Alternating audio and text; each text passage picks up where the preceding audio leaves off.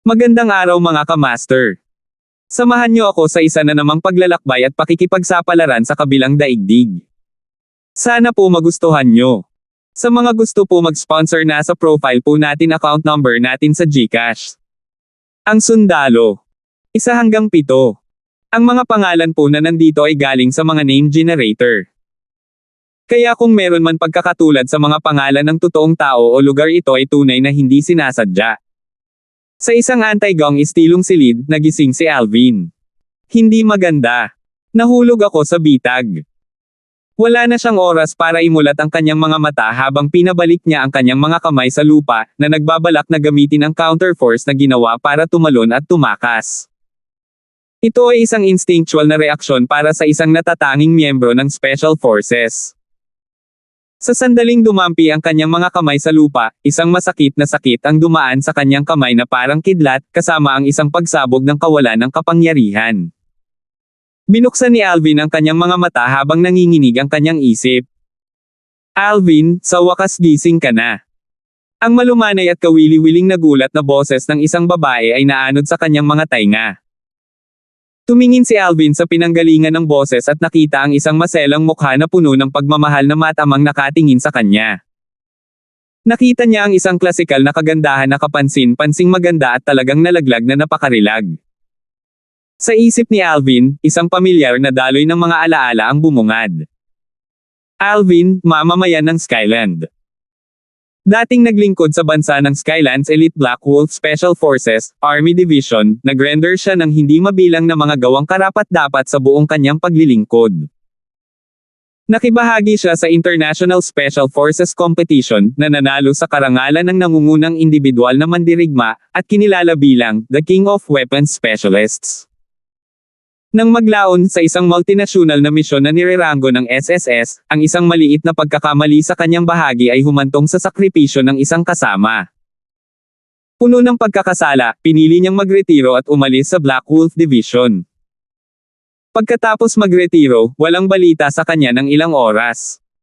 Pinili niyang mag-abroad at naging trump card ng isang internationally renowned mercenary organization. Anumang misyon na kanyang sinalihan ay magkakaroon ng walang kapantay na rate ng tagumpay na 100%. Bagamat nagretiro na siya sa Black Wolf Division, maraming taon na ang nakalilipas, ang kanyang puso ay nasa kanyang sariling bayan. Hanggat ang isang misyon ay nakapipinsala sa bansang Skyland, hindi lamang niya tatanggihan ang misyon, ngunit malalaman din niya ang pagkakakilanlan ng taong nagbigay ng misyon at brutal na pumatay sa kanya. Sa paglipas ng panahon, naging tinek siya sa bawat bansa maliban sa bansang Skyland. Sa mata ng ibang mga bansa, isa siyang time bomb. Susundan ng pagpatay at pagdanak ng dugo saan man siya magpunta. Ang iba't ibang bansa ay nagsimulang magplano laban sa kanya na walang gastos sa pag-upa ng mga world-class na assassin. Gayunpaman, ang buhay ni Alvin ay naging mas komportable habang lumilipas ang mga araw at ang mga assassin ay naglaho sa hangin. Sa kalaunan, wala nang mamamatay tao ang handang tanggapin ang suicide mission ngayon. Ang pagsisikap na patayin si Alvin ay kapareho ng pagpapakamatay. Ang pahayag na ito ay pangkalahatang kinilala ng parehong mamamatay tao at mersenaryong mundo. Siya, si Alvin, ay hindi lamang isang mahusay na espesyalista sa armas, ngunit isa rin siyang master practitioner ng form and will boxing na nagawa pang linangin ang kanyang panloob na enerhiya. Bihira siyang makatagpo ng kalaban sa buong mundo. Kahit sa bihirang pagkakataon na nakilala niya ang isa, hindi siya natalo. Hindi nagtagal, nakatanggap si Alvin ng balita mula sa kanyang pinagkakatiwalaang broker. Our Nation ay lumikha ng isang uri ng walang kulay at walang lasa na biolohikal na sandata. Pinaplano nilang dalhin ang sandata sa bansang Skyland upang magsagawa ng isang mabangis na pagsasabuatan. Natural na hindi uupo si Alvin at hahayaan itong mangyari. Kumilos siya. Sa tulong ng kanyang broker, natukoy ang lokasyon ng mga biological na armas. Nang magtagumpay siya sa pag-ukit ng isang landas ng dugo at pagpasok sa laboratorio sa ilalim ng lupa, at nang malapit na niyang sirain ang batch ng mga biological na armas. Ang laboratorio sa ilalim ng lupa ay biglang bumagsak, na nakulong siya sa isang ganap na selyadong hola. Nang mamataan niya ang mga kababayan na isa-isang sumusulpot sa labas ng hola na may mga baril sa kanilang mga kamay. Naunawaan kaagad ni Alvin. Isa itong sabuatan. Sabuatan laban sa kanya. Pinagtaksilan siya ng taong pinagkatiwalaan niya. Kung hindi, sa antas ng kanyang katalinuhan, hindi na sana magtagumpay ang sabuatan ng mga kababayan sa R. Kahit hanggang sa sandali ng kamatayan, hindi ito maisip ni Alvin. Ha. Habang tumatakbo ang mga iniisip sa kanyang isipan, hindi napigilan ni Alvin at humagalpak ng tawa. Napuno ng tuwa ang kanyang kalooban. Alvin, ano bang nangyayari sa'yo? Huwag mong takutin ang nanay mo. Muling tumunog ang malumanay na boses, sa pagkakataong ito ay may bakas ng pagkabalisa. Magulo ang isip ni Alvin. Sigurado siyang hindi niya nakikilala ang babaeng nasa harapan niya.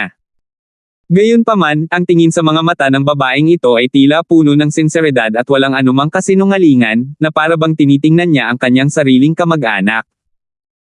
Habang si Alvin ay naghahanda na magsimula ng isang debate sa magandang babaeng ito, dumaloy sa kanyang isipan ang mga dayuhang alaala. Pakiramdam ni Alvin ay parang siya ay tinamaan ng kidlat, ganap na natulala na parang may pressure na inilapat sa kanyang mga acupuncture point. Ang tanging bagay na ikinatuwa ni Alvin ay ang taong ito ay pinangalan ng Alvin. Alvin Darfield.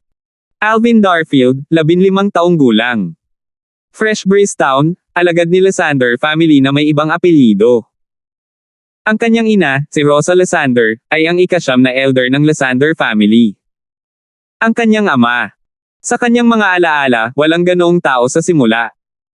Sa proseso ng pagsasanib sa bahaging ito ng mga dayuhang alaala, natagpuan ni Alvin ang dahilan kung bakit malubhang nasugatan at nakahiga si Alvin. Kaninang umaga, ang bunsong anak ng ika-7 elder ng Lysander family, si Xavier Lysander, ay ininsulto si Alvin sa pamamagitan ng pagtawag sa kanya ng bastard son na kilala lang ang kanyang ina ngunit hindi ang kanyang ama. Nagalit si Alvin, at nagsimulang makipag-away kay Xavier. Ngunit paanong si Alvin, na hindi pa nakakamit ang body tempering stage, ay magiging katapat ni Xavier, na nakamit na ang level 2 nanograms body tempering stage. Agad siyang nasugatan ni Xavier at nadala sa bingit ng kamatayan. Nang malanghap ni Alvin ang kanyang huling hininga, kinuha ni Alvin ang buong pagkatao ni Alvin. Kabilang ang katawan at mga alaala ni Alvin. Matapos ganap na sumanib sa mga dayuhang alaala, mamantong hininga si Alvin. Alam niya, mula sa sandaling ito, gagamitin niya ang pagkakakilanlan ni Alvin para isama ang kanyang sarili sa dayuhang mundong ito. Mula ngayon, siya ay magiging Alvin, at si Alvin ay magiging siya. Madam, nagpadala ang patriarch ng gamot. Isang boses ang tumunog mula sa gilid ng kanyang mga tainga, kaya napatingala si Rosa patungo sa pinanggalingan ng boses. Isang alilang babae ang nagmamadaling pumasok sa silid at ibinigay ang maliit at katanji tanging kahon sa kanyang mga kamay kay Rosa. Isang halimuyak na panggamot ang agad na naanod sa hangin nang mabuksan ang maliit na kahon. Alvin, halika. Inumin mo itong panggamot na tableta. Gagamutin ni nanay ang iyong mga sugat. Inilabas ni Rosa ang isang madilim na mukhang panggamot na tableta mula sa case at iginiya ito sa harap ng bibig ni Alvin. Huminga ng malalim, ibinuka ni Alvin ang kanyang bibig at nilunok ang tableta. Natunaw ang tableta sa pagpasok sa kanyang bibig at naging mainit na agos nang pumasok ito sa kanyang katawan. Kasunod nito, napansin ni Alvin na inilagay ni Rosa ang kanyang kamay sa kanyang dibdib. Isang daloy ng malamig na yelo ang dumaan sa kanyang katawan, tinutunaw ang mainit na agos mula sa tableta at ginagamot ang kanyang mga sugat. Makalipas ang 1 oras, natapos si Rosa. Napansin ni Alvin na ang kalahati ng masakit na sakit sa kanyang katawan ay nawala ng anumang strain. Nagulat siya. Ang kinuha niya ngayon ay isang uri ng elixir ng buhay. Samantala, napansin ni Alvin na mapatla ang mukha ni Rosa, habang tumutulo ang mga butil ng malamig na pawis mula sa kanyang noo. Malinaw, masyado siyang gumastos ng origin energy sa paggamot sa mga sugat niya. Mom, okay ka lang ba?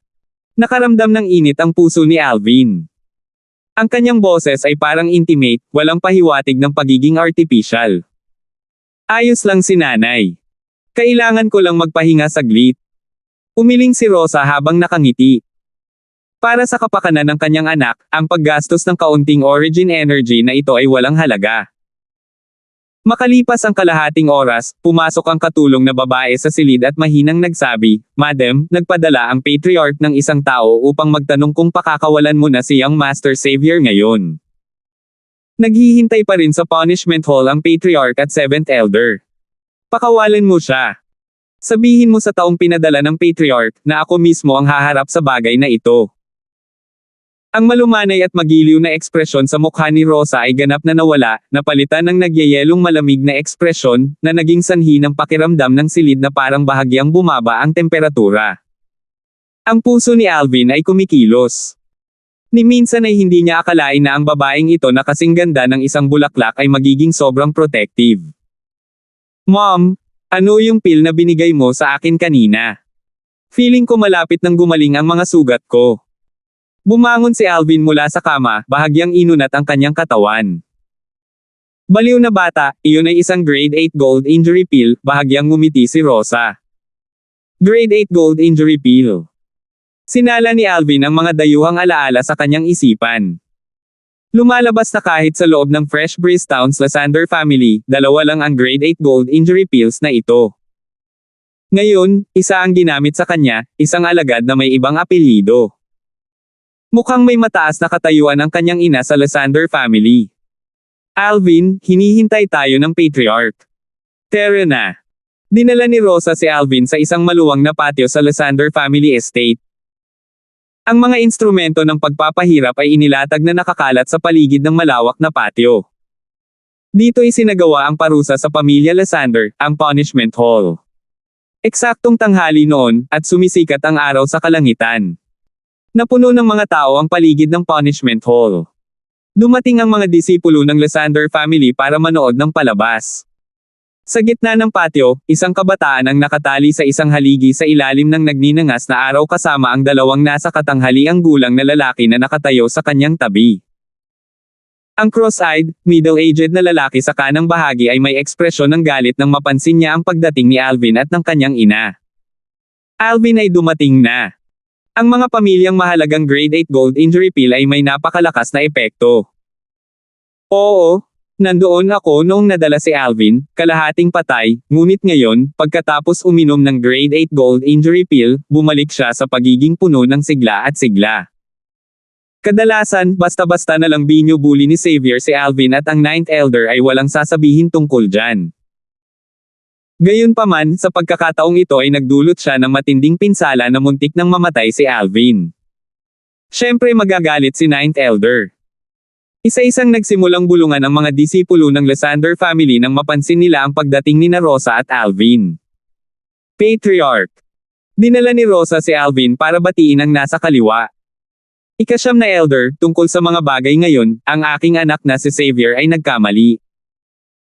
Sa kabilang banda, ang iyong anak ay maayos na ngayon at ang aking anak ay nasusunog sa ilalim ng araw buong hapon. Maaari ba natin siyang pabayaan ngayon?" Sa sandaling ito, ang cross-eyed middle-aged na lalaki, ang ika-7 elder ng Lysander family na si Lucas Lysander ay may madilim na ekspresyon. Sinong mag-aakala na hindi man lang siya sasagutin ni Rosa at diretsyong hindi siya pinansin. Dinala ni Rosa si Alvin sa harap ng nakatali na si Xavier. "Alvin, ngayon ay oras na para gantihan siya sa parehong paraan na nasaktan kanya kanina." Dalawa. Nagsimulang tumawa si Alvin. Pagtama ng punching bag. Dalubhasa siya noon. Si Xavier ay kasing edad ni Alvin, at siya ay nakatali sa haligi ng parusa sa ilalim ng nagninangas na araw, na naging sanhi ng kanyang mukha na naging berde noon pa. Nang marinig ang mga salita ni Rosa, natakot siya at nabalisa habang umuungal sa takot. "Tatay, iligtas mo ako." "Rosa, huwag masyadong lumayo." Ang mukha ng ika-7 elder Lucas ay lumubog habang siya ay nagngangalit sa galit. "Sobra na. Lucas, kadalasang binubuli ng anak mo ang anak ko. Dahil mababa ang kanyang kakayahan, tanggap ko na hindi maiiwasan ang bahagyang pinsala. Ngunit sa pagkakataong ito, muntik na siyang mapatay ng anak mo. Sa tingin mo ba, ako, si Rosa, ay madaling mabuli?" Malamig na sinulyapan ni Rosa si Lucas. May bahid ng malamig na galit ang boses niya. "Alvin, huwag kang mag-alinlangan at umatake. Ngayon, tingnan ko kung sino ang maglakas loob na humadlang sa aking paraan ng pagdidisiplina sa junior na ito. Ang boses ni Rosa ay napuno ng magiting na espiritu ng isang pangunahing tauhang babae. Kahit na siya ay isang babae, ang kahangahangang paraan na ipinakita niya ay hindi isang maliit na mas mababa kaysa sa isang lalaki. Patriarch. Tumingin si Lucas sa patriarch, si Fredrin Lysander, sa tabi niya, umaasang itataguyod niya ang ilang uri ng hustisya. Seventh Elder, ang usapin ngayon ay isang pribadong bagay sa pagitan mo at ni Ninth Elder. Sa abot ng makakaya, sana ay maayos mo ito ng pribado. Umiling si Fredrin. Kaya ikaw ang nagpatalo sa kanya sa ganoong kahabag-habag na kalagayan. Bulong ni Alvin sa sarili. Sampal. Isang hakbang pasulong, direktang sinampal niya si Xavier nang hindi nagsasalita ng pangalawang salita. Isang matinding sakit ang lumabas mula sa kanyang palad, at bahagyang kumunot ang mga kilay ni Alvin. Alvin. Ibaba mo ako kung nasa iyo ang mga bola, at makakalaban tayo ng isa-isa. Ungol ni Xavier, halos mapaungol, habang ang kalahati ng kanyang mukha ay namamaga at ang kanyang mga mata ay nagbuga ng malamig at mabangis na liwanag. One-on-one fight. Paumanhin, hindi ako interesado. Kung mayroon man ako o wala, hindi iyon isang bagay na dapat mong ikabahala, natatawa si Alvin habang ibinuka niya ang kanyang mga kamay at walang pakialam na nagkibit-balikat. Sampal. Isa pang sampal ang ibinato niya kay Xavier. Makapal talaga ang balat ng mukha ng lalaking ito. Nakakunot ang noo niya habang hinihipan ang masakit na mga palad habang bahagyang kontento habang naglalabas ng sama ng loob. Nang makita ng mga nakapaligid na disipulo ng Lysander family ang mga kilos ni Alvin at narinig ang kanyang mga salita, naiwan silang tulala. Yung isa nakatali na parang punching bag para tamaan pero nagrereklamo pa na makapal ang balat ng mukha. Ano bang meron sa lalaking ito? Ang mga sapatos pa rin ang pinakamaganda kung tutuusin.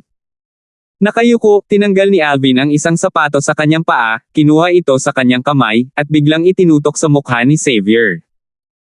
Ang eksenang ito ay naging dahilan upang makaramdam ng lamig sa kanilang mga gulugad ang nakapaligid na mga alagad ng Lysander family. Itong si Alvin, hindi niya maiisip na gamitin ang sapatos na iyon para sampilan ang mukha ni Xavier, tama ba? Kung talagang sasampalin niya si Xavier sa mukha gamit ang sapatos na iyon, hindi ba mapupunit ang mukha niya na parang namumulaklak na bulaklak? Munting bastard, nililigawan mo si kamatayan. Hindi na napigilan ni Lucas ang kanyang sarili nang makita niya ang eksenang ito, at ang kanyang katawan ay lumipad palabas patungo kay Alvin na parang isang bato. Nililigawan mo si kamatayan. Si Rosa ay dumalsdas ng may magagandang hakbang na parang naging hangin at isang celestial na dalaga na lumipad sa siyam na langit, at nakarating sa harap ni Alvin isang hakbang mas maaga. Iniabot niya ang kanyang maisla na mga kamay na nagniningning ng kinang ng origin energy, hinampas niya ang kanyang palad patungo sa paparating na Lucas. Kasabay nito, sa itaas ng ulo ni Rosa ay lumitaw ang malabong puting ambon. Rosa, ngayon, hayaan mo akong makita kung gaano ka kalakas. Tinitigan ni Lucas ng mahigpit ang kanyang kamay na parang isang higanteng pamaypay. Sumambulat ang origin energy at buong lakas na hamarang sa hampas ng palad ni Rosa. Agad na lumitaw ang apat na hindi kilalang silhouette ng mga sinaunang mammoth sa espasyo sa itaas ng Lucas. Si Lucas ay umatake ng buong lakas at hinugot ang enerhiya ng langit at lupa, na lumikha ng apat na sinaunang mammoth na silhouette. Sa madaling salita, ang lakas na ginagawa niya ay katumbas ng lakas ng apat na sinaunang mammoth. Isang sinaunang mammoth lamang ang may lakas na 10,000 pounds. Nanay! Sumimangot si Alvin, nakaramdam ng pag-aalala. Ang mga disipulo ng Lysander family ay may sensinang nanunood sa labanan sa pagitan ng 7th Elder at 9th Elder dahil napakabihirang makakita ng isang kaganapan sa ganitong sukat. Bang! Sa ilalim ng mapagbantay na mga mata ng mga tao sa paligid, nagtagpo ang mga katawan ni Rosa at Lucas habang sila ay nagpapalitan ng hampas ng palad. Pareho ng kanilang katawan jerk. Ang katawan ni Rosa ay bahagyang nakahilig pasulong, at ang puting ambon sa itaas ng kanyang ulo ay naging mga sinaunang mammoth silhouette din. Isang kabuuan ng 6. Ang lakas ng 6 na sinaunang mammoth. Ang lakas ng 4 na sinaunang mammoth ni Lucas ay nakipagsabayan sa lakas ng 6 na sinaunang mammoth ni Rosa. Moreso, naging frontal exchange pa lang. Kitang-kita ang kinalabasan. Kaagad, si Lucas ay nagmukhang isang palaso na umaalis sa bowstring. Lumipad siya palabas ng mahigit 10 metro sa malungkot na kalagayan bago niya tuluyang mapatatag ang sarili. Wow! Ang mukha ni Lucas ay kumikislap sa pagitan ng mapatla at berdeng kulay, kung saan dumura siya ng isang subo ng dugo. Na may mukha na puno ng hindi makapaniwala, sinulyapan niya ang kumukupas na mga silhouette ng 6 na sinaunang mammoth sa itaas ng Rosa. Paano ito posible? Ang lakas ng 6 na sinaunang mammoth. Si Rosa ay talagang pang-4 na antas ng core formation stage martial artist. Nagulat si Lucas. Hindi niya akalain na ang karaniwang mababa ang profile na ika-9 na elder na si Rosa, na halos hindi kailanman nagtaas ng kanyang mga kamay laban sa iba sa pamilya Lysander, ay magkakaroon ng ganoong nakakatakot na lakas. Ang mga disipulo ng Lysander family na naroroon ay hindi napigil ang huminga ng malamig na hangin, ang lakas ng 6 na sinaunang mammoth. Napakalakas ng ika-9 na elder. Ayon sa mga kalkulasyon, batay sa lakas ng 6 na sinaunang mammoth, ang lakas ng 9th elder ay nasa ika-4 na antas ng core formation stage. Sino ang mag-aakala na ang ika-9 na elder, na karaniwang mabait at banayad, ay talagang may ganoong lakas? Kung hindi pa halos napatay ni Xavier si Alvin, maaaring hindi na tayo nagkaroon ng pagkakataon na makita ang 9th elder sa pagkilos. Tumayo si Rosa, at ang kanyang pinong, payat na figure ay tila walang kapantay na matayog. Hindi ko talaga akalain na talagang may ganoong lakas si nanay. Gumagamit sa enerhiya ng langit at lupa at pagbuo ng 6 na sinaunang mammoth silhouette, tiyak na nasa ika-4 na antas siya ng core formation stage. Nakahinga ng maluwag si Alvin. Sa mundong ito, ang unang yugto sa pagiging isang martial artist ay kilala bilang body tempering stage, na higit na pinaghiwalay sa 9 na antas. Ang paglilinang sa antas 9 nanograms body tempering stage ay magbibigay daan sa fleshly body na magkaroon ng lakas na 10,000 pounds. Sa buong lakas, ang pagkuha sa enerhiya ng langit at lupa ay magiging posible.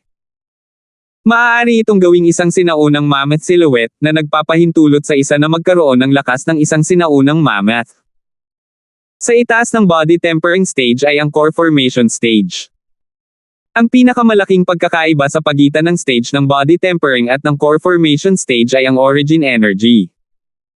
Pagkatapos makamit ang level 9 nanograms body tempering stage, ang paggawa ng origin energy ay magbibigay daan sa isa na umaban sa unang antas ng core formation stage. Ang lakas ng origin energy sa level 1 nanogram core formation stage ay katumbas ng lakas ng isang sinaunang mammoth, at, kasama ng umiiral na lakas ng fleshly body, ang cultivator ay makakagawa ng lakas ng 2 sinaunang mammoth.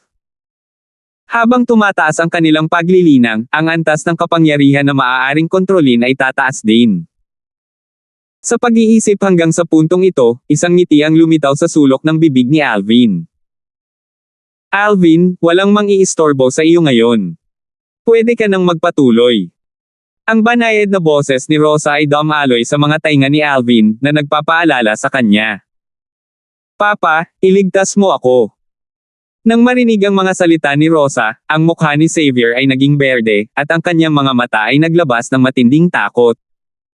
Ang sapatos sa kamay ni Alvin ay tiyak na sasampalin sa kanya, at hindi ito biro.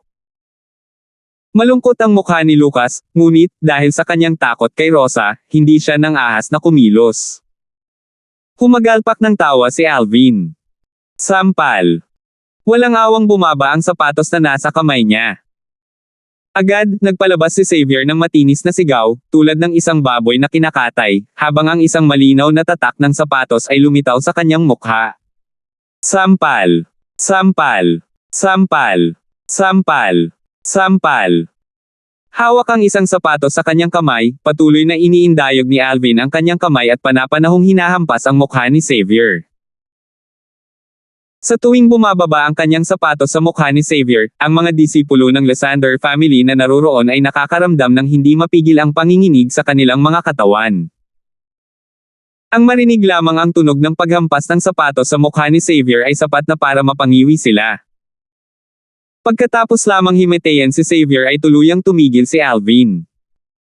Bulong ni Alvin sa kanyang puso, at siya lang ang nakakaalam kung sino ang kanyang kausap. Habang sumusunod sa likod ng kanyang ina at umaalis sa patio, napansin ni Alvin ang pandidilat ng Seventh Elder, na naglalabas ng pakiramdam ng uhaw sa dugo at puot. Para siyang naghihintay ng pagkakataon na lumunin siya. Lumubog ang kanyang puso. Ilang beses na niyang nakita ang ganitong uri ng tingin sa kanyang nakaraang buhay. Ang isang taong may ganitong titig ay isang walang prinsipyong tao na gagamit ng anumang paraan na magagamit upang makamit ang kanyang layunin. Kaya naman, sa kanyang nakaraang buhay, sa tuwing may tumitingin sa kanya sa ganitong paraan, inaalis niya ang mga ito bago pa sila makapagbanta sa kanya. Nakaramdam ng pressure si Alvin. Kahit na hindi kapareha ni Lucas ang kanyang ina, imposibleng laging nasa tabi niya ang kanyang ina. Imposibleng alagaan siya nito sa buong buhay niya.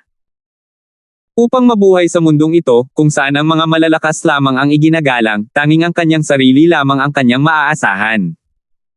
Ang kailangan niya ay lakas. Nakakatakot na lakas. Bilang ika-9 na elder ng Lysander family, si Rosa ay may independenteng patio. May 3 silid sa looban.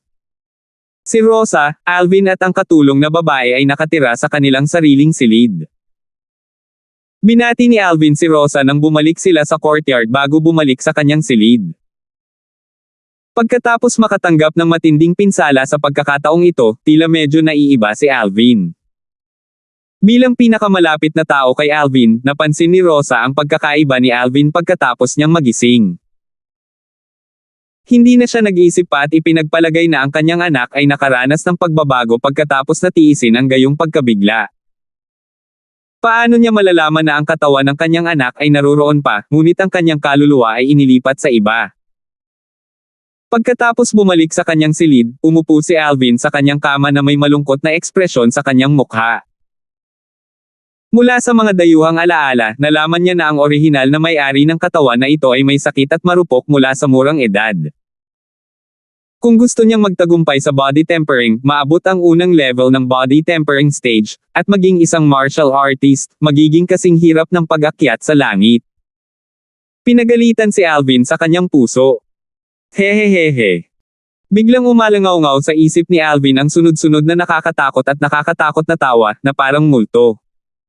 WHO. Nadistorbo ang mukha ni Alvin. Anak, hindi ko akalain na ganoon ka pala kaswert. Para mabuhay ang kaluluwa mo niyan. Pero walang nagbago. Teka, hindi ikaw ang batang iyon. Sino ka? Damn it. Naglakas loob ka talagang agawin ang katawan na gusto ko. Mamatay. Ang husky na boses ay biglang napuno ng kalupitan at galit. 3. Mamatay. Isang dagandong na puno ng galit ang sumabog sa isip ni Alvin. Agad na naramdaman ni Alvin ang matinding sakit na muntik nang mawala ng malay. Ang matinding sakit ay nagmula sa kaibuturan ng kanyang kaluluwa, na naging sanhi ng panginginig ng katawan ni Alvin. Hindi.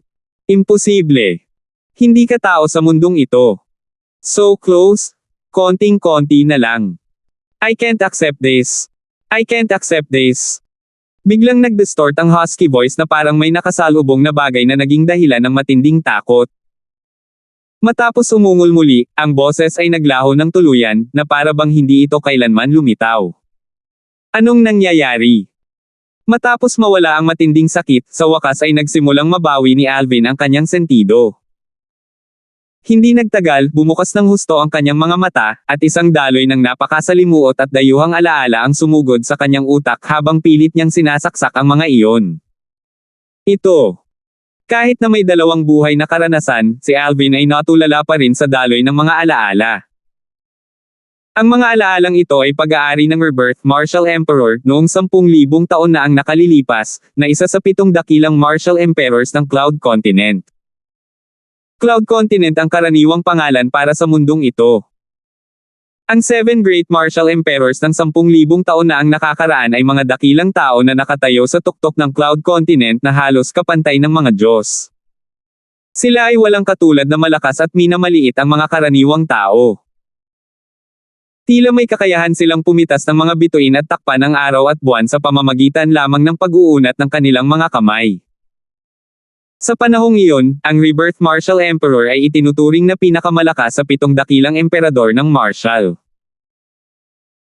Minsan niyang kinuha ang katawan ng iba at angkinan ito ng kanyang kaluluwa upang makamit ang muling pagsilang, kaya't pinahintulutan siyang mabuhay ng dalawang buhay. Sa kanyang unang buhay, bukod sa paghahangad sa tugatog ng martial arts, isa rin siyang kahangahangang alchemist.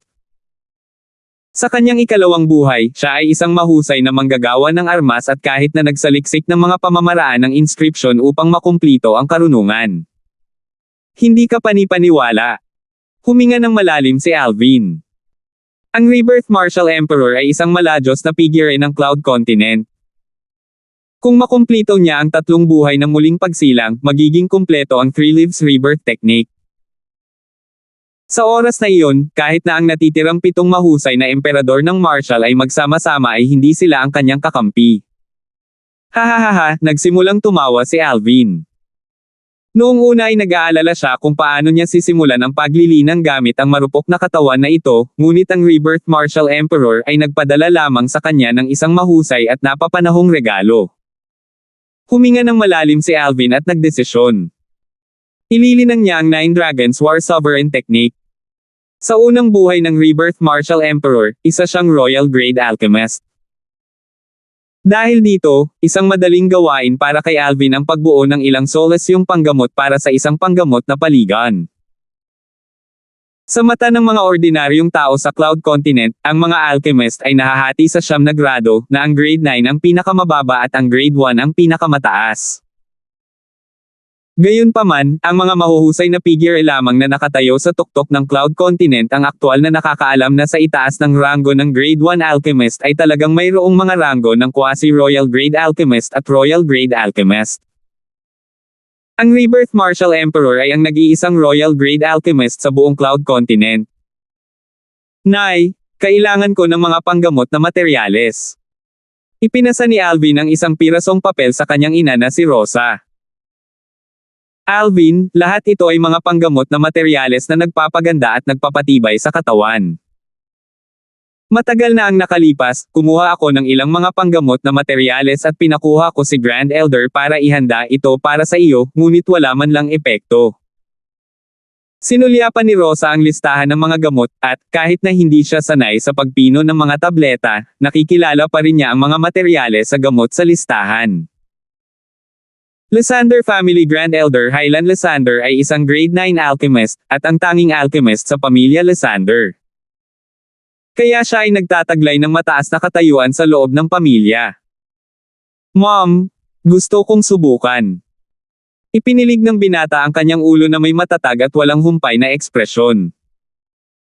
Sige, bibili si nanay para sa iyo, sabi ni Rosa habang matamang tinatango ang kanyang ulo. Sa kanyang palagay, basta masaya ang kanyang anak, paano kung nasayang ang mga gamot na iyon? Pagkatapos ng lahat, sila ay mga makamundong pag-aari lamang.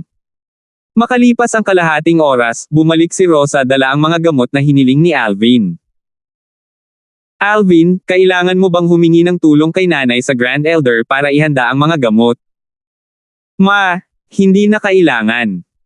Ipasa mo na lang sa akin. Matapos matanggap ang mga gamot, bumalik ang binata sa kanyang silid. Don't tell me naisip ni Alvin na siya na lang magproseso ng mga gamot na iyon. Di bale, basta masaya siya. Hindi naman lason ang mga gamot na iyon. Hahayaan ko na lang siyang libangin ang sarili niya. Ang puso ni Rosa ay kumikilos, ngunit hindi siya nag-aalala. Pinabili ni Alvin si Rosa ng kabuoang 7 uri ng karaniwang panggamot na materyales para ihanda ang 7 Treasures Body Tempering Liquid. Ang panggamot na likidong ito ay may kakayahang pataasin ang lakas ng pisikal na konstitusyon at pataasin ang bilis kung saan ang isang body tempering stage na martial artist ay nilinang. Ang formula ng gamot ng 7 Treasures Body Tempering Liquid ay itinuring na wala na sa Cloud Continent mula pa noong una. Ang formula na ito ay natuklasan ng Rebirth Martial Emperor sa isang sinaunang guho sa kanyang ikalawang buhay. Orihinal na binalak niyang gamitin ito sa kanyang ikatlong buhay, ngunit ang mga benepisyo ay inani na ngayon ni Alvin. Ang pagsasama-sama ng mga likidong panggamot ay iba sa pagpino ng mga tabletang panggamot.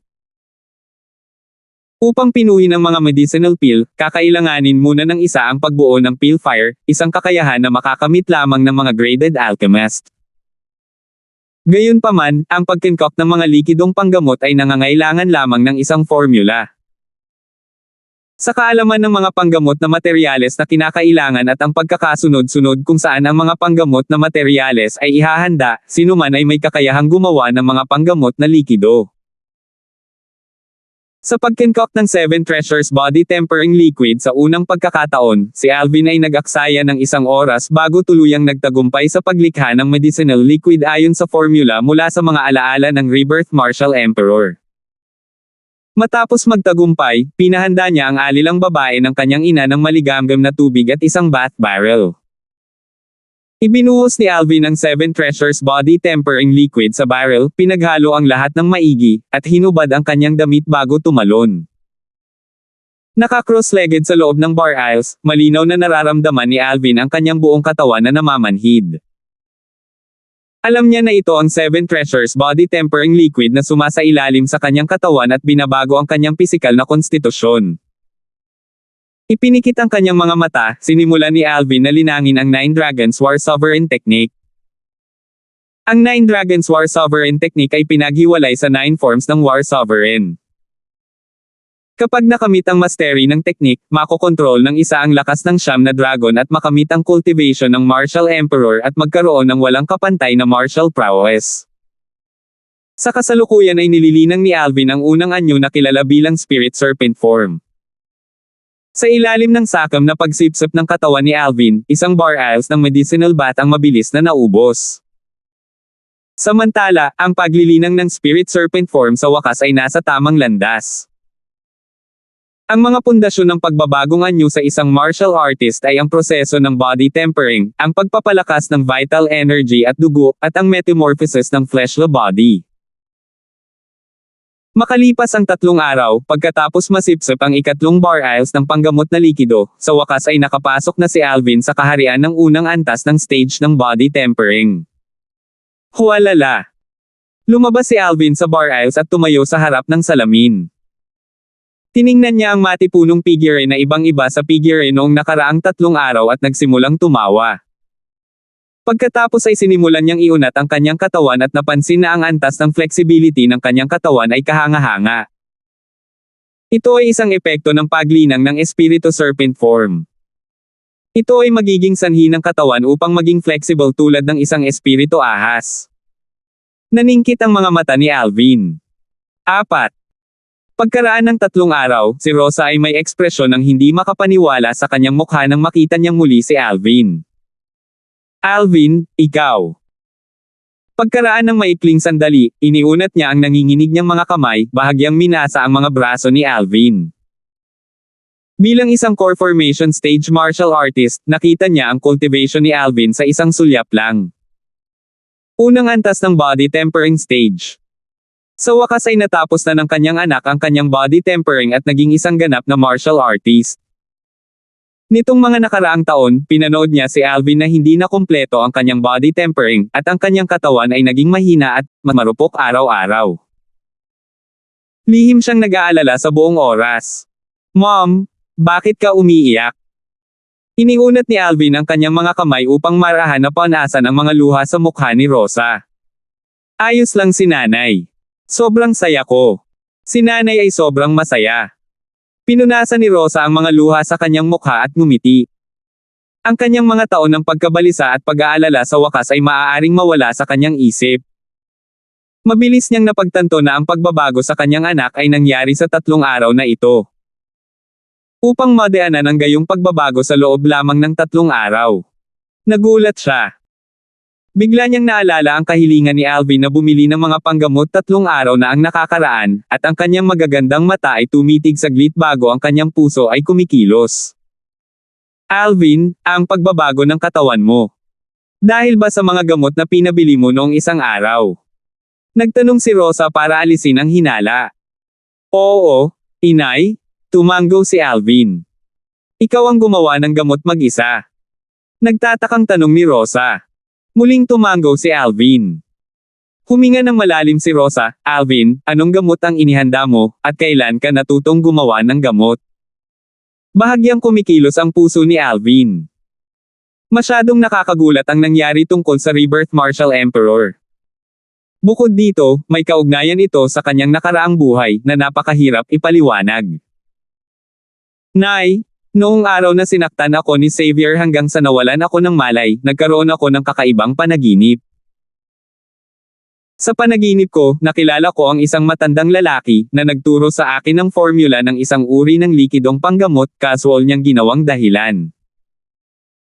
Pagkatapos ay sinabi niya kay Rosa ang tungkol sa 7 treasures body tempering liquid at ang mga pangkalahatang epekto nito. Pinapataas ang bilis ng cultivation ng body tempering stage martial artists. Natigilan si Rosa. Wala pa siyang narinig na anumang likidong panggamot na may kakayahang palakihin ang bilis ng paglilinang ng mga martial artist ng body tempering stage. Bukod dito, ang isa na nangangailangan lamang ng mga karaniwang panggagamot na materyales. Napagtanto niya kaagad na ang formula ng gamot na ito ay hindi ordinaryong formula. Sa pagkakaalam niya, may mga medicinal pill na kayang palakihin ang cultivation speed ng body tempering stage ng mga martial artist, ngunit ang mga medicinal pill na iyon ay nangangailangan ng graded alchemist na matagumpay na mapino. Gayun din, ang mga kinakailangang panggamot na materyales ay napakamahal na hindi kayang bilhin ng mga ordinaryong tao.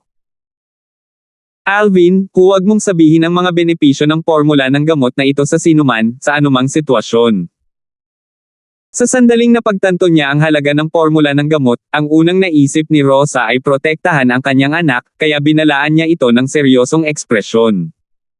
Ma, alam ko, sinasabi ko lang sa nanay ko. Ngumiti si Alvin. Bilang ulila sa kanyang nakaraang buhay, nasiyahan siya sa pakiramdam ng makainang pagmamahal sa buhay na ito. Ang mabait kong anak. Nagsimula ring ngumiti si Rosa. Nakangiti siya ng matingkad at mukhang walang katulad. Alvin, sa wakas ay nakapasok ka na sa unang antas ng body tempering stage, para makapili ka ng martial skill mula sa Lysander Family Martial Pavilion. Yes, Mom. Titingnan ko. Kahit na ang mga alaala ng Rebirth Martial Emperor ay walang kakulangan sa martial skills, nagpasya pa rin siyang tumingin para sa kapakanan ng mga pagpapakita. Ang Martial Pavilion, ang lugar na pinag-imbak ng pamilya Lysander ng kanilang mga kasanayan sa militar, ay isang mahalagang lokasyon na kadalasang personal na binabantayan ng kahit isang elder. Ikalimang matanda. Binati ni Alvin ang elder sa pintuan ng Martial Pavilion. Alvin. Bahagyang nabigla ang ikalimang elder Thomas nang makita si Alvin. Nang mapansin niya ang mga pagbabago sa katawan ni Alvin, hindi niya napigilan ang sarili na mapabulalas ng mahina, ikaw. Nakapasok sa unang antas ng isang body tempering stage. Bahagyang ngumiti si Alvin at tumango. Ngayon ang iyong ina ay maaari nang maging kalmado. Okay, maaari kang pumasok at pumili ng isang martial skill na gusto mo. Ngumiti si Thomas. Nagkaroon siya ng magandang relasyon sa ika-9 na elder na si Rosa. Sumasagot na may ungol, naglakad si Alvin papunta sa Martial Pavilion. Nakatungtong si Alvin sa unang antas ng body tempering stage. Nagtinginan ng ilan sa mga kabataang kararating lang sa Martial Pavilion na nagtataka. Sa ganang kanila, ang pagkabigla na idinulot sa kanila ni Alvin sa pagtungtong sa unang antas ng isang body tempering stage ay hindi mas mababa kaysa makakita ng babaeng baboy na umaakyat sa mga puno o baka na maaaring lumipad. Sa loob ng Martial Pavilion, nagsimulang magbasa si Alvin sa pamamagitan ng martial skills. Habang binabasa niya ang mga kasanayan, napagtanto niya na ang mga kasanayan sa militar sa pamilyang Lysander Martial Pavilion ay napakakaraniwan. Ang mababang at middle grade na yellow rank martial skills ay, sa kanyang opinyon, ay hindi binanggit ang form at will boxing na ginawa niya sa kanyang nakaraang buhay, kahit na mas mababa sa military boxing. Nakamit na ni Alvin ang ranggo ng Grandmaster sa form at will boxing at nalampasan ang kanyang guro. Sa pag-iisip hanggang sa puntong ito, umalis siya sa Martial Pavilion. Napansin ng ikalimang elder na si Thomas si Alvin na naglalakad palabas na walang dala, at ang kanyang mukha ay nagpakita ng kakaibang ekspresyon. Ito ang unang pagkakataon na nakatagpo siya ng ganoong sitwasyon. Ano, wala kang nakitang angkop? Tumango si Alvin. Paf! Biglang may tumawa na tunog na pumasok sa tenga ni Alvin. Mukhang hinamak mo, Alvin, ang martial arts sa Martial Pavilion ng ating Lysander family. Curious ako, anong klaseng martial skill ang ipinasa sa iyo ng nanay mo ng pribado para payagan kang maging napakayabang? Alvin, narinig ko na nakapasok ka sa unang antas ng body tempering stage. Sarkastikong pahiwatig ng boses niya. Inangat ni Alvin ang kanyang ulo. Noon lang niya napansin. Walang kamalay-malay, dumating na rin si Xavier sa Martial Pavilion na may mga pasa pa rin sa pisngi. Tumingin siya kay Alvin na may ekspresyon ng provokasyon. Phew, iniisip ko kung sino yun, at ikaw pala. Hehe. Masakit pa ba mukha mo? Sa pagharap sa pang-aasar ni Xavier, hindi nagalit si Alvin sa halip ay tumawa. Alvin, gusto kitang hamanin. Hayaang sumaksi si Fifth Elder, nangangahas ka bang tanggapin ang hamon ko? Huminga ng malalim si Xavier at sinabi sa malalim na boses. Ang insidente noong nakaraang 3 araw ay walang alinlangan na isang walang uliran na kahihiyan at lubos na kahihiyan para sa kanya. Sa nakalipas na 3 araw, ang pinakagusto niyang gawin ay ang maghiganti.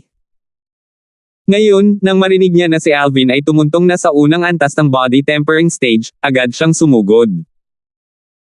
Sa kanyang opinyon, si Alvin ay isa na ngayong martial artist, at kung siya ay malubhang nasugatan sa isang opisyal na labanan, ayon sa mga alituntunin ng pamilya, ang ina ni Alvin ay walang magagawa tungkol dito kahit gaano siya galit. Siyempre, ang kailangan ay tinanggap ni Alvin ang kanyang hamon. Sa pagharap sa pang-aasar ni Xavier, nanliit ang mga mata ni Alvin, habang bahagyang ngumiti, bakit hindi ako maglalakas loob? Alvin, huwag magmadali. Sumimangot ang ika-5 Elder Thomas. Sa kanyang opinyon, si Alvin ay nasa unang antas lamang ng body tempering stage. Bukod dito, hindi siya nagilinang ng anumang martial arts. Paano siya magiging katapat ni Xavier, na nasa ika-2 antas na ng body tempering stage? Mabuti, Alvin. May mga bola ka. Kampante namang tumawa si Xavier sa paraang nagpapakitang nagtagumpay ang kanyang plano. Ika-5 Elder, mangyaring sumaksi sa labanan sa pagitan natin upang maiwasan ako ng ika-9 na Elder na abalahin ako mamaya. Sandaling tumingin si Xavier kay Thomas ng may paggalang. Oo, 5th Elder, sumaksi ka. Ayokong guluhin ako ni 7th Elder mamaya. Nag-aatubili si Alvin na magpakita ng kahinaan. Kung ito ay ilang araw na ang nakalipas, magkakaroon siya ng bakas ng takot kay Xavier, na nakamit ang ika-2 antas ng body tempering stage. Gayunpaman, matapos malaman na mahirap seryosohin ang martial arts sa loob ng Martial Pavilion, napagtanto niya na sobra niyang tinantya si Xavier. Masyadong padalos-dalos ang batang ito. Di bale, ito ang magtuturo sa kanya ng leksyon. Nakakunot ang noo ni Thomas habang sinusulyapan si Alvin habang siya ay tumayo at naglakad palabas ng Martial Pavilion. Ang mga disipulo ng Lysander family na dumadaan sa Martial Pavilion ay may mga ekspresyon ng pananibik sa kanilang mga mukha. May palabas na makikita. Sa bakanting espasyo sa labas ng Martial Pavilion, nakatayong magkaharap sina Alvin at Xavier. Si Thomas, na nagsisilbing saksi, ay nakatayo sa gilid. Alvin, ngayon ay ibabalik ko sa iyo ang kahihiyan na ibinigay mo sa akin noong nakaraan sa 10 ulit. Si Xavier ay may nakakatakot na ngiti sa kanyang mukha, na para bang si Alvin ay isang isda sa kanyang chopping block na handa ng katayin. Pagkatapos ay kailangan nating tingnan kung mayroon kang kakayahan, tumawa si Alvin. Nagalit si Xavier dahil sa kahihiyan, at sumigaw ng malakas, nililigawan mo si kamatayan. Ibinagsak ang kanyang mga paa sa lupa, tumakbo siya palabas ng buong bilis na parang isang mabangis na tigre na bumabagsak sa bundok. Mabangis na kamao ng tigre. Kumaway ang kanyang mga kamay, unti-unting bumubuo ng agos, at dumiretso patungo kay Alvin. Ito ang middle grade yellow rank martial skill Fierce Tiger Fist. Si Xavier ay napakabigat. Ang kanyang Fierce Tiger Fist ay halatang nalinang na sa initial stage. Kamakailan lamang ay nakapasok si Alvin sa unang antas ng body tempering stage, kaya marahil ay hindi pa niya nalilinang ang anumang kasanayan sa militar. Para talagang maging matapang na tanggapin ang hamon ni Xavier, talagang hindi siya natatakot sa kamatayan. Ang Fifth Elder ay nagpapatotoo ngayon, at kahit na si Alvin ay muling nasugatan, hanggat hindi siya mamamatay, ang Ninth Elder ay walang magagawa kay Xavier kahit gaano siya galit. Ang nakapaligid na mga disipulo ng Lysander family ay sunod-sunod na nag-uusap, walang sino man ang may mataas na pag-asa para kay Alvin. Pagkatapos ng lahat, ang pagkakaiba sa pagitan ng unang antas at ikalawang antas ng stage ng body tempering ay masyadong malaki. Fierce Tiger Fist. Parang si Cat Fist para sa akin. Gumalaw ang sulok ng bibig ni Alvin na bumubuo ng nakakainis na ngiti. Sa kanyang opinyon, ang martial art na ginagamit ni Xavier ay puno ng mga kapintasan, at mayroon siyang higit sa 100 paraan upang madaig ang pag-atake. Sa huli, pinili niya ang pinakadirektang paraan. Deng! Sa harap ng mga mata ng karamihan, tumakbo rin palabas si Alvin ng buong bilis at na-intercept ang pag-atake. Nang malapit ng makipag-ugnayan ang mga kamao ni Xavier, ang kanyang itaas na bahagi ng katawan ay yumuko paatras sa isang nakakatakot na antas at iniwasan niya ang mga kamao ni Xavier habang ang kanyang katawan ay lumampas kay Xavier, mabilis na lumapag sa kanyang likuran. Ngayon na, nanginginig ang mga binti ni Alvin, at ang kanyang katawan ay mabilis na umikot. Nakakuyom ang kanyang kanang kamao, ang kanyang itaas na katawan ay biglang yumuko paatras habang ang kanyang magkabilang braso ay umaatres.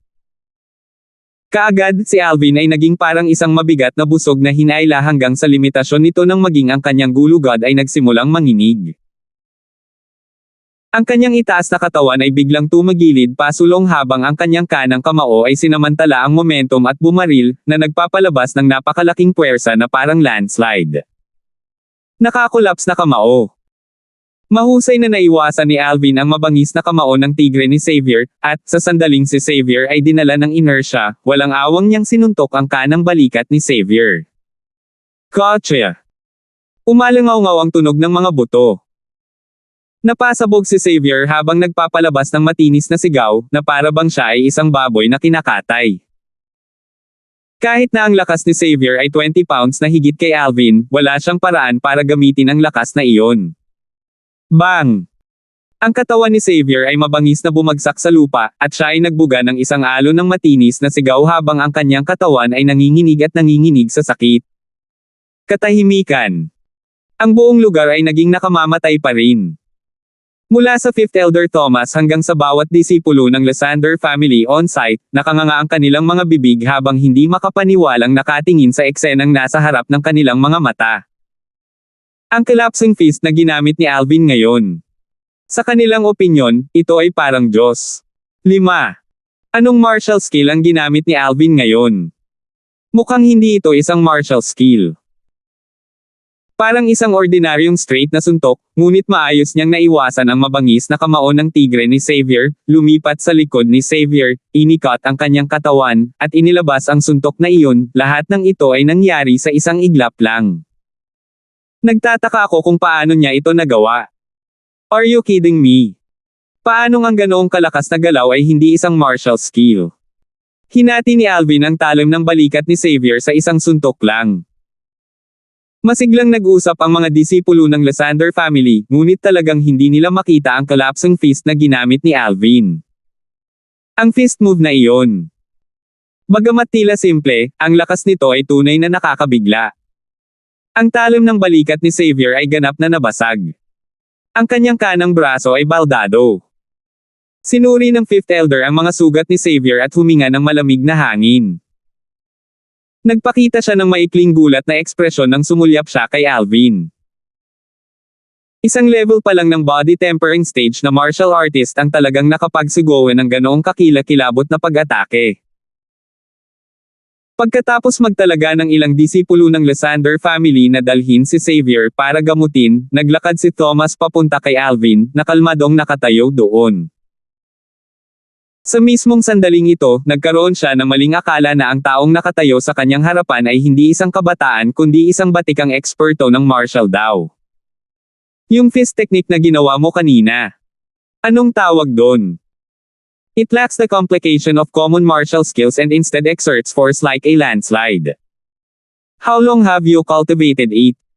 Sinulyapan ni Thomas si Alvin na may kumikinang na mga mata. Hindi makita ng mga disipulo ng Lysander family ang lalim ng pagkilos na iyon, ngunit nakita niya ito ng malinaw. Ang hakbang na iyon ay tila simple, ngunit ito ay aktwal na gumamit ng isang kakilakilabot na paraan ng puwersang pagsusumikap. Sa sandaling ibinaba ni Alvin ang kanyang kamao, ang lakas ng kanyang buong katawan ay ganap na natuon sa isang punto. Ito ay isang gawa na mahirap gawin kahit para sa isang mataas na gradong yellow rank martial skill na magawa. Hindi, marahil kahit na ang ordinaryong profound rank martial skills ay hindi nakamit ang ganoong gawa. Ang martial arts ng Cloud Continent ay nahahati sa 4 na ranggo, mula mataas hanggang mababa, langit, lupa, malalim, at dilaw. Ang bawat ranggo ng martial skill ay hinati pa sa 3 grado, mataas, gitna at mababa. Sa Lysander family, bukod sa mababang grade at middle grade yellow rank martial skills na inilagay sa Martial Pavilion, mayroon lamang isang high grade yellow rank martial skill, ang Wind Chaser Palm. Ang martial skill na ito ay pinahintulutan lamang na linangin ng mga martial artist ng Lysander family na nasa core formation stage o mas mataas. Ngunit alam ni Thomas na kahit na ang Wind Chaser Palm ay pinagkadalubhasaan, ang bigay ng puwersa ay mas mababa pa rin sa hakbang na iyon mula sa nauna. Ito ay tinatawag na collapsing fist. Sabi ni Alvin, ngunit wala siyang sinabi tungkol sa kanyang oras na ginugol sa paglilinang nito. Paano niya masasabing mahigit 10 taon niya itong nilinang? Ang collapsing fist, isa sa 5 elemental fist moves ng format wheel boxing, ay isang uri ng straight na suntok. Kapag nagsasagawa ng puwersa, binibigyang diin nito ang pagtatago ng akumulasyon ng lakas at pagsasagawa ng hindi inaasahang, matulin, at matinding pag-atake na tumagos sa mga laman loob. Ito ay isang uri ng pamamaraan ng kamao na may malakas na kakayahan sa pagtagos. Ang collapsing fist ay tila simple, ngunit ito ay talagang sumasaklaw sa bigay ng puwersa ng buong katawan, kabilang ang mga panloob na organo. Upang maabot ang parehong antas ng paglilinang bilang Alvin, mangangailangan ito ng hindi bababa sa 10 taon ng pagsusumikap. Ika-5 Elder, uuwi na ako. Tungkol sa pangyayari ngayon, sigurado akong napansin mo kung sino ang unang nag-provoke kung sino. Sana ay makapagpatoto ka sa ngalan ko. Tumango si Alvin kay Thomas, tumalikod, at umalis. Nakakolapse fist. Pambihira ang batang ito. Rosa, all along? Kahit ikaw ay niloko ng iyong anak. Itinatago niya ang kanyang kakayahan at naghihintay ng tamang sandali. Huminga ng malalim si Thomas at sinubukang patatagin ang kanyang agitated mood. Napansin niya na ang collapsing fist ni Alvin ay hindi isang martial skill na maaaring linangin ng mabilis o madali. Siya ay natural na naniniwala na si Alvin ay matiyagang nagtitimpi, itinatago ang kanyang mga kalakasan at kahinaan. Ang nakapaligid na mga disipulo ng Lysander family na nanunood sa labanan ay nagkahiwa-hiwalay. Alam nilang lahat na ang nakakatakot na suntok na ginawa ni Alvin ay tinatawag na collapsing fist. Kasiya siya. Pagkadating sa bahay, nakahinga ng maluwag si Alvin nang sumilay ang maikling ngiti sa kanyang wala pang gulang na mukha. Mula nang dumating sa mundong ito ang unang pagkakataon na nag-execute siya ng format wheel boxing nang walang pigil. Sa sandaling iyon, pakiramdam niya ay bumalik siya sa dati niyang buhay, isang puno ng pananabik at pagdanak ng dugo. Bumalik si Alvin sa kanyang silid at napansin na ang natitirang 7 treasures body tempering liquid ay sapat lamang para sa 2 pang medicinal bath. Mukhang kailangan kong hilingin kay nanay na bilhan ako ng higit pang mga halamang gamot. Nakaupo sa bath barrel, nilinang niya ang 9 Dragons War Sovereign Technique habang nag-e-enjoy sa medicinal bath. Si Alvin ay may sensi ng Nagel Inang, ngunit hindi niya alam na, dahil sa kanyang tagumpay laban kay Xavier, nagkaroon ng malaking kaguluhan sa dating tahimik na Lysander family. Hoy! Narinig mo ba? Nakumpleto ng anak ng ika-9 na elder na si Alvin ang kanyang body tempering at nakapasok sa level 1 nanogram body tempering stage. Fat! Matagal ko nang alam iyon. Alam mo ba na si Alvin ay hindi lamang nakapasok sa level 1 nanogram body tempering stage, nasugatan pa niya si Xavier sa isang pampublikong labanan na nasaksihan ng 5th Elder. Napilayan pa niya ang isa sa mga braso ni Xavier. Talaga. Nasa level 2 na si Xavier ng body tempering stage, at nilinang pa niya ang mababang grade yellow rank martial skill na Fierce Tiger Fist hanggang sa initial stage. Huwag mong sabihin sa akin na hindi niya kayang talunin ang isang unang level lang ng body tempering stage na martial artist tulad ni Alvin. Walang silbi ang Fierce Tiger Fist. Mukhang simple lang ang collapsing fist ni Alvin, ngunit sa totoo lang ay natanggal na ang lahat ng mga pagmamalabas at ibinalik sa pagiging simple. Ngayon ay kakilakilabot na. Maging ang Fifth Elder ay nagpahayag ng paghanga dito. Ang mga epekto ng pagbagsak ng kamao ni Alvin ay naging higit at higit na pinalaki habang kumalat ang balita. Ang ilang mga disipulo ng Lysander family ay nagpahayag na ito ay isang profound rank martial skill, ang ilan ay nagpahayag na ito ay isang earth rank martial skill, at ang ilan ay nagpahayag pa na ang collapsing fist ni Alvin ay isang heaven rank martial skill. Sa loob ng isang silid sa isang malaking courtyard ng Lysander family estate, ang ikapitong elder na si Lucas ay nakatayo sa tabi ng kama, tinitingnan ang belang balikat ng kanyang anak na pagod na nakatulog. Sa kanyang pandinig, ang tinig ng Grand Elder ay tumutunog pa rin, Seventh Elder, kung ito ay isang ordinaryong bitek o belang buto kung gayon ang pag-inom ng Grade 9 Gold Injury Pill at pagpapahinga ay sapat na upang pagalingin ang pinsala. Ngunit ang talim ng balikat ng iyong anak na si Xavier ay ganap na nabasag. Kahit na makakuha ka ng Grade 8 Gold Injury Pill, magkakaroon ka ng pagbabago sa kondol ko. Alvin, gusto kong patay ka. Dapat kang mamatay. Nanlaki ang mga mata ni Lucas at nagliwanag ng liwanag ng puot habang nagngangalit ang kanyang mga ngipin at nakakuyom ang kanyang mga kamao. Sumabog ang origin energy habang siya ay umungol at umuungal. Papa, kumusta ang kapatid ko? Sa sandaling ito, isang nagmamadaling boses ang tumunog mula sa labas, habang ang isang figure ay sumugod sa silid. Ang taong ito ay si Kenji, ang panganay na anak ng 7th Elder at isang sikat na henyo na martial artist ng Lysander family. Umakyat siya sa ika-4 na antas ng body tempering stage sa edad na 16, at pinagkadalubhasaan pa niya ang middle grade yellow rank martial skill na Falling Leaf Palm. Ang mga alagad ng Lysander family ay itinuring na matatanda sa edad na 16. Pagkatapos ng seremonya ng pagdating ng edad, kadalasan ay ipinapadala sila upang tumulong sa isa sa mga negosyo ng Lysander family sa Fresh Breeze Town, at maging si Kenji ay hindi exempted sa mga tungkuling ito. Mabilis siyang umuwi nang mabalitaan niyang nasugatan ng husto ang kanyang nakababatang kapatid na si Xavier. Huminga ng malalim si Lucas, at sinabi sa napakabigat na boses, Little Gia, ang iyong nakababatang kapatid. Baldado ang kanang balikat. Kahit si Grand Elder ay walang magawa. Ano? Nanginginig ang katawan ni Kenji, na parang tinamaan ng kidlat. Ang Grand Elder ng pamilyang Lysander ay isang sikat na Grade 9 alchemist sa buong Fresh Breeze Town. Maging si Grand Elder ay hindi nagawang gamutin ang mga sugat ng kanyang nakababatang kapatid. Siya ay malinaw kung ano ang ipinahihiwatig nito. Little Xavier. Nakatayo sa gilid ng kama at pinagmamasdan ang mahimbing na tulog na si Xavier, ang mga mata ni Kenji ay bumukas ng husto at nagliwanag ng liwanag ng puot na hindi bababa kay Lucas.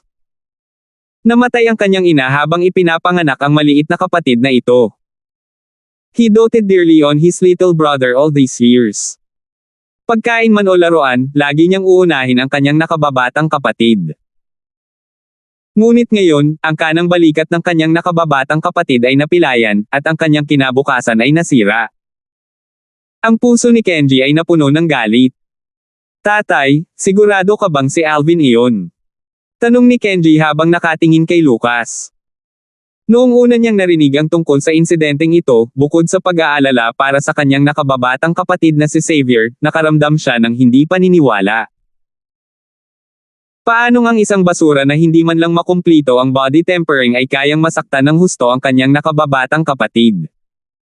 Oo, nakipag-usap ako kay Fifth Elder. Si Alvin iyon. 3 araw na ang nakalipas, ang basurang iyon ay hindi pa nakakakumpleto ng body tempering, ngunit sino ba ang makakaalam na ngayon ay hindi lang siya nakatuntong sa unang antas ng body tempering stage, kundi natalo rin ang nakababatang kapatid mo. Gumamit pa raw siya ng mataas na ranggo na martial skill na tinatawag na collapsing fist. Si Lucas ay nagngangalit ang kanyang mga ngipin habang sinasabi. Level 1 nanogram body tempering stage. Collapsing fist, ha? Malamig na tumawa si Kenji, ang kanyang tingin ay parang isang makamandag na ahas, ama, sumunod ka sa akin. Sa isang tahimik na patio. Ma, pinapunto mo ako. May nangyari ba? Si Alvin, nakakalabas lang ng kanyang silid pagkatapos niyang inumin ang 7 Treasures body tempering liquid, ay tumingin sa kanyang ina na si Rosa na may bahagyang nahihiyang ekspresyon. Tinitigan ni Rosa ang kanyang anak sa medyo walang pag-iisip na paraan. Hindi pa rin siya makapaniwala sa narinig niya kanina. Saganang kanya, ang pagkumpleto ng kanyang anak na lalaki sa kanyang body tempering at hakbang sa unang antas ng body tempering stage ay isang mahirap na gawain. Pero itong batang ito. Sa isang biyahe lang sa Marshall Pavilion, napilayan niya ang braso ng bunsong anak ni 7th Elder at inabot pa niya ang hindi magamot na pinsala. Collapsing fist. Alvin, hindi ba dapat ipaliwanag mo kay nanay kapag natutunan mo ang isang martial skill na kahit na si 5th Elder ay ibubulala sa paghanga? Tumingin si Rosa kay Alvin na may mahinang ngiti. Nay, kung sasabihin ko sa iyo na noong itinuro sa akin ng matanda ang formula na panggamot ay tinuruan din niya ako ng pamamaraang ito ng kamao, maniniwala ka ba? Napahiya si Alvin. Alvin, malaki na kayo. Dahil may mga sikreto ka na hindi mo kayang ibunyag, hindi ka pipilitin ni nanay. Pero dapat mong tandaan, kahit kailan at anuman ang mangyari, nandyan si nanay para sayo. Malalim na sumulyap si Rosa kay Alvin, mahinang bumantong hininga. Nanay. Nanginig ang puso ni Alvin, bahagyang namumula ang kanyang mga mata. Sa sandaling ito, isang tinig na kasuklam-suklam na parang langaw, ang bumasag sa mainit na kapaligiran sa pagitan ng mag-ina. Ika-9 na Elder, humihiling si Lucas ng madla. Naglakas loob pa ba siyang pumunta dito? Ang mga mata ni Rosa ay kumislap sa malamig na liwanag. Sa sumunod na sandali, ang ika-7 Elder na si Lucas at ang kanyang panganay na anak na lalaki, si Kenji, ay pumasok sa looban, habang nakatitig ng masama kay Alvin. 7th Elder, hindi mo sinasadyang pumunta dito para lang guluhin ang anak ko, di ba? Si Rosa ay humakbang pasulong, pinuprotektahan si Alvin sa likod niya, at bahagyang ngumiti. Ang ika-9 na Elder ay maging mahinahon. Ang labanan sa pagitan ng iyong anak, si Alvin, at ng aking anak, si Xavier, ay nasaksihan ng 5th Elder. Ang kanyang braso na pile ay bunga ng kanyang mababang husay. Hindi siya makakagalit sa sinuman maliban sa kanyang sarili. Huminga ng malalim si Lucas habang pinipigilan ang galit sa kanyang puso. Pagkatapos, pumunta dito si 7th Elder para. Naging curious si Rosa matapos marinig ang sinabi ni Lucas. Greetings 9th Elder, tumayo si Kenji, na nasa tabi ni Lucas, at sinabi.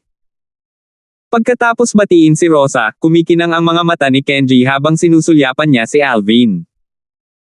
Ika-9 na Elder, sinundan ako ng aking ama dito. Ang dahilan kung bakit ako nagpunta dito ay para hamanin si Alvin. Narinig ko ang kanyang pagbagsak na kamao ay napakabigat. Nang marinig ang sasabihin niya, naging malamig ang ekspresyon ni Rosa. Kenji, if memory serves me right, mas matanda ka sa anak ko ng 1 taon at nakatuntong ka na sa ika-4 na level ng body tempering stage, habang ang anak ko ay nasa unang level pa lang ng body tempering stage. Hindi ka ba nahihiya sa sarili mo sa paghamon sa kanya? Sumulyap si Rosa kay Kenji at sinabing walang pakialam. Ika-9 na Elder, si Alvin ay hindi ordinaryong unang antas ng body tempering stage na martial artist. Madali niyang natalo ang aking nakababatang kapatid, at ang kanyang lakas ay kakilakilabot. Ngumiti si Kenji, na parang hindi niya napansin na nanlamig ang mukha ni Rosa. Nang malapit nang makita ni Rosa ang kanyang mga bisita sa labas, lumabas si Alvin mula sa kanyang likuran. Maaari kong tanggapin ang iyong hamon, ngunit mayroon akong isang kondisyon. 6. Alvin. Kumunat ang noo ni Rosa. Labis na ikinalungkot niya na gumawa ng desisyon ang kanyang anak nang hindi muna siya kinonsulta. Anong mga kondisyon? Tumingin si Kenji kay Alvin habang nagtatanong. Hanggat pumayag si Alvin sa hamon, handa siyang sumang-ayon sa anumang makatwirang kondisyon. Ito ang pinakamagandang pagkakataon para maghiganti para sa kanyang nakababatang kapatid, at ayaw niyang palampasin ang pagkakataong iyon. Ang aking kondisyon ay napakasimple, antalahin ang labanan sa loob ng 1 buwan. Pagkatapos ng 1 buwan, lalabanan kita. Kung ayaw mo o natatakot, ayos lang. Kukunin ko na lang na parang hindi ka pumunta rito para hamanin ako. Tahimik ang ekspresyon ni Alvin, na parang alam niyang papayag si Kenji sa kanyang kondisyon. Okay, bibigyan kita ng 1 buwan. Sana hindi ka matakot sa oras na iyon. Hindi nagatubili si Kenji habang nakataas ang sulok ng kanyang bibig na may pahiwatig ng malamig na ngiti. Pagkaalis ni Lucas at Kenji, bahagyang napakunot ang mga kilay ni Lucas habang sinabing, "Little Gia, maaaring naantala ni Alvin ang labanan ng 1 buwan dahil kumpiyansa siyang matatalo kanya. Hindi ba't medyo nagmamadali kang tanggapin ang kanyang mga kondisyon? Tatay, ang basura ay palaging magiging basura. Kahit na natapos na niya ang kanyang body tempering, ito pa rin ang unang level ng body tempering stage. Baka hindi na siya makatuntong sa level 2 nanograms body tempering stage sa 1 buwan, kumpiyansa na tumawa si Kenji. Pero, gustong ipagpatuloy ni Lucas ngunit nagambala siya ni Kenji. Tatay, natatakot ka sa pagbagsak ng kamao ni Alvin, di ba? Kaya mo naman mapalagay ang loob. Kahit na ang kanyang collapsing fist ay isang martial skill sa profound rank o mas mataas at kahit na makatuntong siya sa 2nd antas ng body tempering stage, naniniwala ka ba talaga na kaya niyang paikliin ang pagkakaiba ng lakas natin sa pamamagitan lamang ng collapsing fist? Ang 3 hanggang 4 na antas ng body tempering stage ay isang makabuluhang divide, at ang pagkakaiba sa lakas sa pagitan ng dalawa ay higit sa 100 pounds. Hindi na kailangang banggitin ang pagkakaiba ng lakas sa pagitan ng 2 antas at antas ng 4 na yugto ng pagtemper ng katawan. Overthinking ni Dad ang mga bagay-bagay. Siguradong nahihilo na ako sa nakikitang nasugatan mong kapatid. Matapos marinig ni Lucas ang lohikal at tumpak na pagsusuri ng kanyang anak, bahagya siyang ngumiti at tumango. Ang kanyang panganay na anak ay palaging kanyang ipinagmamalaki at hindi siya binaygo. Pagkaalis ni Lucas at ng kanyang anak, napansin ni Alvin ang mga mata ng kanyang ina na si Rosa na nanlilisik sa kanya na may takip sa mukha sa sama ng loob. Nay, huwag kang mag-alala. May tiwala ako. Nagmamadaling sabi ni Alvin. Alvin, napansin ko ang mga pagbabago sa iyo, ngunit hindi mo dapat abutin ang hindi mo kayang abutin. Si Kenji ay ang kinikilalang henyo ng lahat sa mga disipulo ng Lysander family. Isa siya sa mga promising seedlings na pinili para sa pag-unlad sa Lysander family. Si Kenji ay kinikilala sa buong mundo na pinakamalakas na kapatid na lalaki ng Lysander family. Bahagyang napabuntong hininga si Rosa. Nay, alam ko lahat ng sinabi mo. Can you trust me please? I will win for sure. I won't disgrace you, Mom. Tumingin si Alvin kay Rosa na may seryosong ekspresyon. Uto anak, si nanay ay hindi nag-aalala tungkol sa kahihiyan. Si nanay ay nag-aalala sa iyo. Si nanay ay hindi gustong maulit ang nangyari ilang araw na nakalipas. Muntik mo na akong iwan. Habang nagsasalita si Rosa, unti-unting namula ang kanyang mga mata. Tila nag-iwan ng anino sa kanyang puso ang pangyayaring nangyari ilang araw na ang nakalipas. Nanay, pangako hinding-hindi na kita aalalahanan kahit kailan.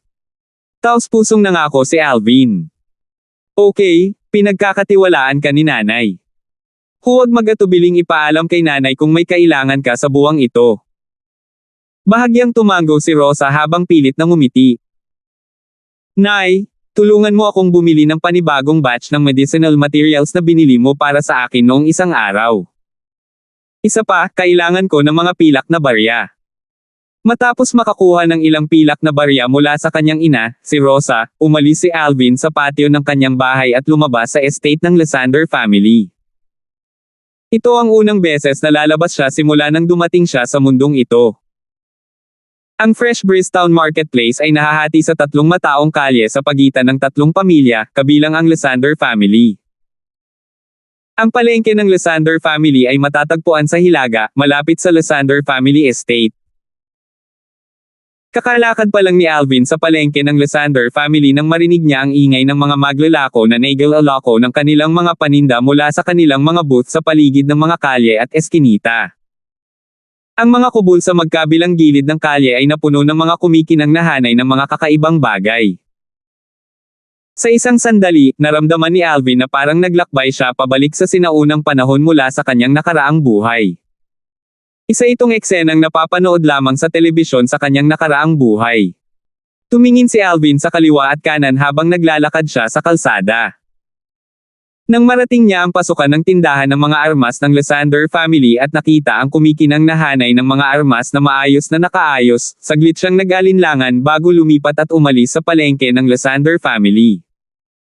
Pumasok siya sa palengke ng Coleman family patungo sa timog kanluran ng Fresh Breeze Town. Ang Coleman family ay isa rin sa tatlong pangunahing pamilya sa Fresh Breeze Town, na katumbas ng Lysander family at Fade family. Ang tatlong pamilya ay bumuo ng three-way power struggle sa Fresh Breeze Town at kapwa pinigilan ang isa't isa. Bagamat walang pagkukulang ng oposisyon sa pagitan ng tatlong pamilya sa likod ng mga eksena, medyo mapayapa sa ibabaw dahil walang gustong maging unang tumayo at sumire sa kapayapaan. Pagkapasok niya sa tindahan ng mga armas ng Coleman family, binati siya ng isang attendant, "Sir, pwede ko bang itanong kung anong armas ang kailangan mo?" Bahagyang ngumiti ang attendant. Umiling si Alvin. "Hindi ako bibili ng anumang armas. Gusto ko lang bumili ng ilang materyales mula sa iyo." Nang marinig si Alvin, nagulat ang attendant. Ang isang manggagawa ng armas ay iba sa mga panday na nagtatrabaho sa tindahan ng mga armas.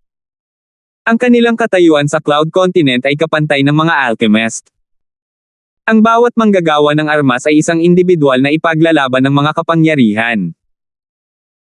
Ang mga sandata na ginawa ng mga panday ay itinuturing lamang na karaniwang mga armas, ngunit ang mga sandata na ginawa ng mga manggagawa ng armas ay mga spirit weapons, na may kakayahang palakasin ang lakas ng pag-atake at nagresulta sa mga bagay na lubhang pambihira. Sa Fresh Breeze Town, bawat isa sa tatlong pamilya ay may alchemist, ngunit wala ni isa ang may isang manggagawa ng armas. Madaling ipinakita nito kung gaano kabihira ang isang manggagawa ng armas. "Sir, pwede ko bang itanong kung anong mga materyales ang kailangan mo? Kukunin ko kaagad." Napansin ni Alvin na ang ugali ng attendant ay biglang nagbago, at ang kanyang boses ay naglalaman pa ng pahiwatig ng pagpipitagan. Madali niyang nahulaan ang dahilan ngunit hindi nagbigay ng paliwanag. Ang mga materyales na binibili niya ay hindi para sa paggawa ng mga armas. Ang Rebirth Martial Emperor ay isang royal grade weapons craftsman, at minana niya ang lahat ng kanyang mga sandata sa paggawa ng mga alaala at karanasan. Gayunpaman, ang isang manggagawa ng armas ay nangangailangan ng isang minimum na paglilinang ng core formation stage at ang pagbuo ng kanyang origin energy muna. Ang mga graded alchemist ay sumunod sa parehong konsepto. Nang walang origin energy, imposibleng bumuo ng peel fire para pinuhin ang mga medicinal peel. Inilista ni Alvin ang 9 na uri ng materyales na kailangan niya sa isang hininga. Inihanda niya ang mga materyales na ito upang maisagawa ang mga inscription. Ang mga diskarte sa inscription ay isa sa mga pinakapambihirang pamamaraan sa buong Cloud Continent.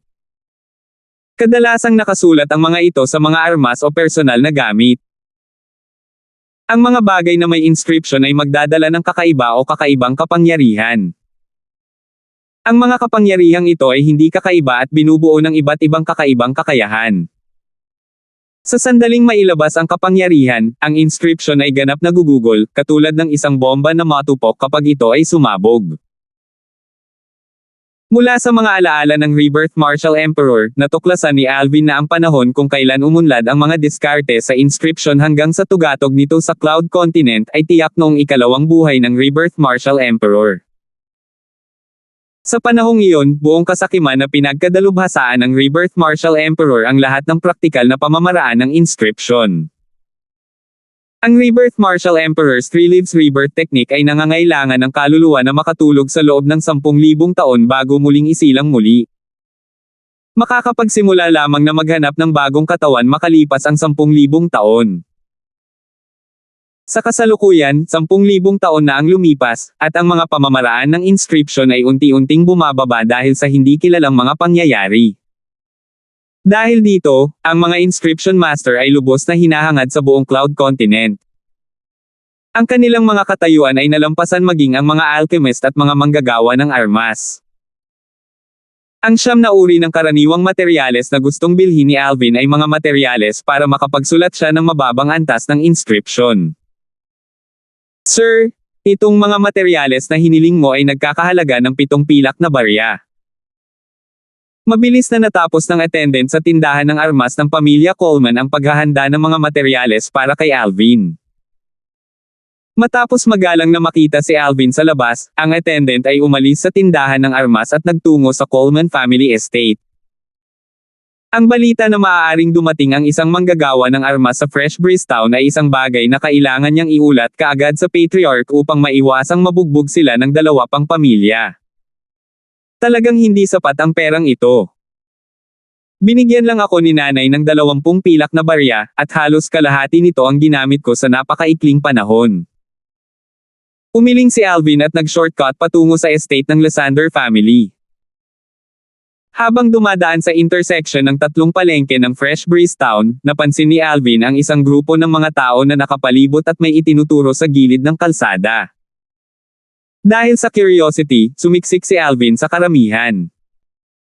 Nakaluhod sa gilid ng kalsada ang isang batang babae na nakadamit ng pagluluksa at nakatikip sa mukha ang mahabang buhok. Batay sa kanyang figure, ang batang babae ay lumitaw sa paligid ay 15. Sa harap niya ay may inilatag na papel na may matingkad na pulang nakasulat, ibenta ang katawan para bayaran ang libing ni nanay. Hindi akalain ni Alvin na makakatagpo siya ng isang eksenang napapanood lamang sa telebisyon sa kanyang nakaraang buhay. Bilang isang dating King of Weapons Specialists, ang kanyang talamak na pandama ay nagbigay daan sa kanya na malinaw na maramdaman ang mapanglo na aura na inilalabas ng dalaga. Hihi. Little girl, hindi naman masama ang figure mo. Iangat mo ang ulo mo at tingnan ko. Kung maganda ka, bibilhin kita para maging utusan ko. Isang malapot na mataba, na may ugali ng isa na ngayon lang natama na mayaman, ay tumingin ng masama sa batang babae na nakaluhod sa lupa. Oo. Kung hindi mo itinaas ang iyong ulo, walang maglalakas loob na bilhin ka, patuloy na sulsol ng isa pang tao. Itataas ko lang ang ulo ko kapag handang tumulong sa akin ang isang benefactor na may libing ang aking ina, sabi ng dalaga, nang hindi itinaas ang kanyang ulo.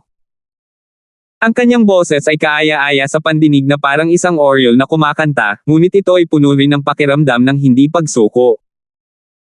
Hindi naman masama ang boses mo, pero dahil ayaw mong magtaas ng ulo, malamang pangit ka, ako. Ang malapot na mataba ay nag-ambala ng malamig na umbok mula kay Alvin na hindi na nakatiis na manood pa. Lumakad si Alvin sa harap ng batang babae at mahinang sinabi, bibigyan kita ng 10 pilak na barya. Ilibing mo ng maayos ang iyong ina. Salamat young master. Nanginginig ang katawan ng dalaga, dahan-daang itinaas ang kanyang ulo, iniunat ang isang pares ng macelan at malambot na mga kamay upang paghiwalayin ang buhok na tumatakip sa kanyang mukha. Siya ay may malinis at patas na kutis na may bakas ng kaunting kawalan ng gulang, at ang kanyang magandang mukha, na walang makeup, ay simple at eleganteng. Sa ilalim ng kanyang kurbadong kilay na parang willow leaf ay isang pares ng maganda, malinaw na mga mata na puno ng kalungkutan, ngunit naglalaman din sila ng isang pakiramdam ng malakas na kalooban na naging sanhi ng pagkaawa sa iba. Ang kanyang maingay, malajid na ilong ay tuwid at bahagyang nakataas, at siya ay may kaakit-akit na mapupulang labi na nag-udyok sa mga tao na umakyat at halikan sila. Tulad ng mataba, noong una ay inakala ni Alvin na ang batang babae na ito ay nag-aatubili na itaas ang kanyang ulo dahil hindi siya maganda, ngunit sino ang makakaalam na ang batang babae na ito ay talagang isang namumulaklak na kagandahan. Kasama ang kanyang macelan na figure, siya ay tila fair, slim, at maganda. Madaling isipin kung ano ang magiging hitsura niya kapag lumaki na siya. She would definitely be drop-dead gorgeous. Sa sandaling iyon, ang mga nakapaligid na lalaki ay mabangis na lumunok ng kanilang laway, at ang kanilang mga mata ay nagsiwalat ng kanilang kasakiman. 10 silver coins lang ang inaalok niya. Mag-aalok ako ng 20. Sundan mo ako mula ngayon. Nagmamadaling naglabas ng presyo ang malabong mataba, dahil halos maglaway na siya matapos masulyapan ang mukha ng dalaga. Mag-aalok ako ng 30. Sumunod ang isa pang tao at nag-alok ng presyo. Mag-aalok ako ng 50. Mag-aalok ako ng 60. Si Alvin ay malamig na nanunood mula sa gilid habang ang mga manunood ay nagsimulang makipagkompetensya na parang ito ay isang auction. Kung pinili ng dalaga ang pinakamataas na bidder, aalis siya kaagad. Ang ganitong uri ng tao ay hindi katumbas ng kanyang tulong. 7. Mabilis na tumaas ang presyo habang ang mga tao ay nakikipagkompetensya, at ang mga nakapaligid na tao na dumating upang panoorin ang mataong eksena ay hindi maiwasang umiling. Bago itinaas ng batang babae ang kanyang ulo, halos walang nagpakita ng interes. Tanging isang mabait na kabataan ang handang magbigay sa kanya ng 10 pilak na barya para mailibing ang kanyang ina. Gayunpaman, sa sandaling ipinakita ng batang babae ang kanyang magandang mukha, ang mga lalaki na orihinal na ayaw mag-alok ng anumang pera ay galit na nag-aaway sa kanya. Nag-aalok ako ng 100 pilak na barya. Mabilis na sinabi ng pot-bellied fatty na may mababang hump at kasunod na sumigaw, kung sino man ang mag-aalok ng presyong mas mataas kaysa sa akin, susuko ako sa kanya. Kung hindi, ngayon ang batang babae na ito ay akin. 100 pilak na barya. Tikom ang bibig ng mga taong nagbibid. Ang 100 pilak na barya ay lampas sa kanilang budget. Sa kanilang opinyon, ang batang babae ay hindi nagkakahalaga ng ganoong kalaking pera. Salamat sa lahat. Salamat. Ngumiti ang mataba at ikinulong ang kanyang mga kamay sa mga tao sa paligid, na nasisiyahan sa kanyang sarili. Mula ngayon, susundan mo na ako. Kasunod nito, tumingin siya sa nakaluhod na batang babae. Biglang, isang mahinang boses ang tumunog, nag-aalok ako ng 200 pilak na barya. Binuksan ng karamihan ang isang landas, at isang batang nakadamit na sutla na may sakit na kutis ang lumakad. Siya ay may payat na figure at naglalakad na may magaan na yabag. Gian Fade. Kinilala ni Alvin ang malaswang kabataan. Anak siya ng patriarch ng Fresh Breeze Towns Fade family. Siya ay 15 taong gulang lamang, ngunit nagdulot siya ng kapahamakan sa maraming kabataang babae na may kagalang-galang na pinagmulan.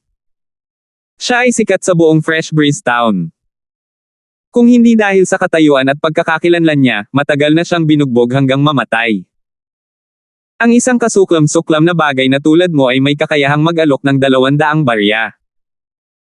Ang malapot na mataba ay tumingin kay Gian nang may panghahamak.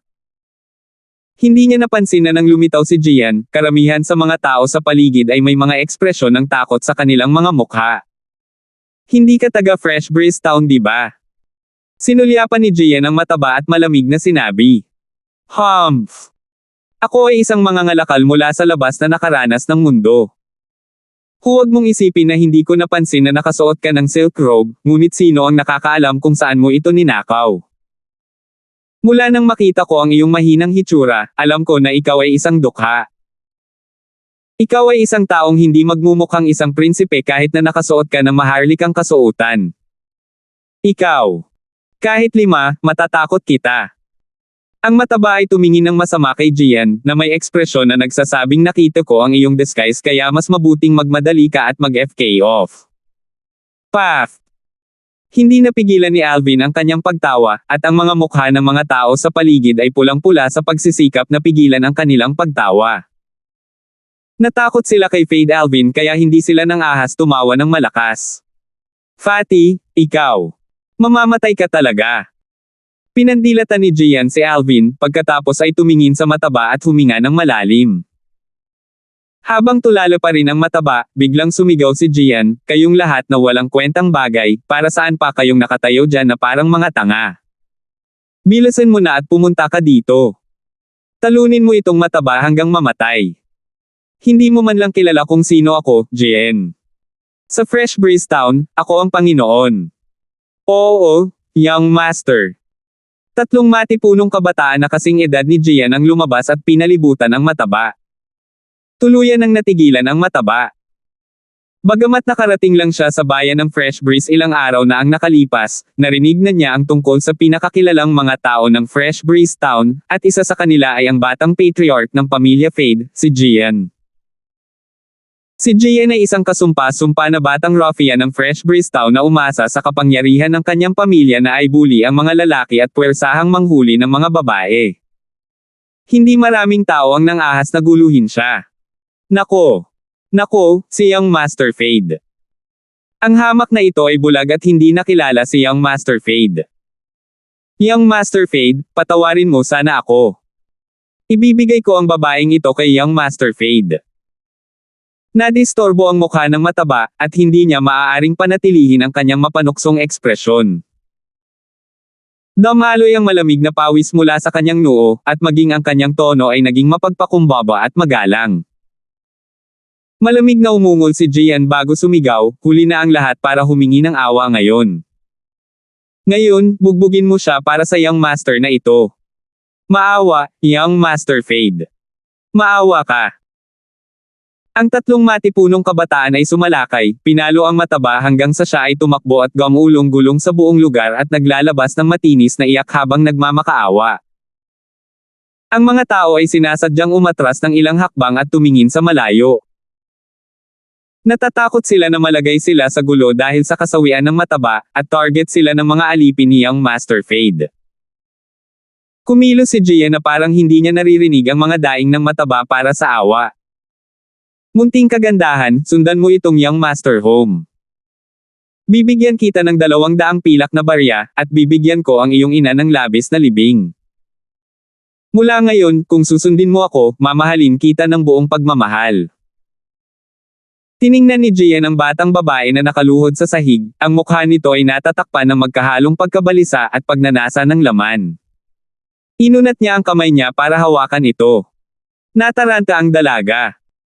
Sinubukan niyang tumayo, ngunit bilang kinahinatnan ng masyadong mahabang pagluhod, ang dugo ay hindi daw maaloy ng maayos sa kanyang mga binti at nagsimula itong manginig. Young Master Fade, ang isa pang Young Master na ito ay nagbayad na ng 10 pilak na barya at binili ang katulong na ito. Ako ay kanya habang buhay. Nagtago ang batang babae sa likod ni Alvin at sinabing may nanginginig na boses. 10 silver coin. Hindi mo ba narinig na nag-aalok ako ng 200 silver coin? Lumubog ang mukha ni Gian.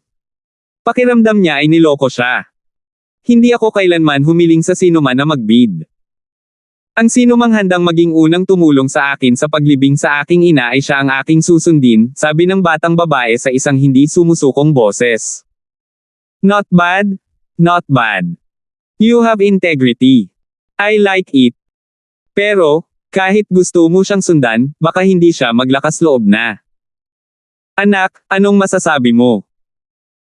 Tumingin si Gian kay Alvin, ang kanyang mga mata ay nagniningning ng malamig na liwanag, na walang kulang sa nagbabantang intensyon. Bagamat nakilala ni Alvin si Gian, hindi siya nakilala ni Gian. Young Master, iligtas mo ako. Hinawakan ng batang babae ang manggas ni Alvin, na parang nakahawak siya sa huling lifeboat sa isang lumulubog na barko.